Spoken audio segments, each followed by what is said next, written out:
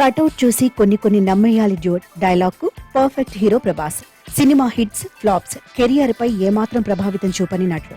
బాహుబలి తర్వాత pan Indian స్థాయికి global star గా ఎదిగాడు యంగ్ రెబల్ స్టార్.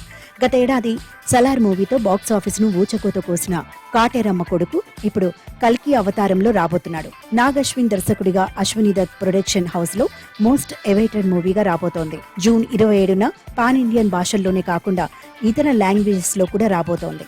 ఈ సినిమా ప్రమోషన్లను షురూ చేసింది చిత్ర యూనిట్. కాగా ఇందులో ఓ రోబో ప్రత్యేకమైన పాత్ర పోషిస్తుంది. స్క్రాచ్ 4 పేరుతో బుజ్జిని ఇంట్రడ్యూస్ చేశారు.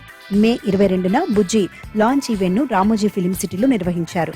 సినిమాకి తగ్గట్టు భారీ స్థాయిలో బుజ్జి లాంచ్ ఈవెంట్ జరిగింది. కాగా గతంలో రోబో బుజ్జి బ్రెయిన్ ని పరిచయం చేయగా తాజా ఈవెంట్ బుజ్జి బాడీని ఇంట్రడ్యూస్ చేశారు. బుజ్జి కార్లో వచ్చి మెస్పరైజ్ చేశాడు డార్లింగ్ ప్రభాస్. అతడి ఎంట్రీ ఎలివేషన్ చూసి అభిమానులు అరుపులు కేకలతో ఆ ప్రాంగణమంతా దద్దరిల్లిపోయింది. నీ టైం స్టార్ట్ అయింది బుజ్జి అంటూ ఓ స్పెషల్ కారును తీసుకువచ్చాడు. కారు చాలా డిఫరెంట్ స్టైల్లో కనిపిస్తుంది. రెగ్యులర్ కార్లా లేదు. ఓ హాలీవుడ్ మూవీల్లో వినియోగించే వెపన్స్, వెహికల్స్ కు ఏమాత్రం తీసిపోదు.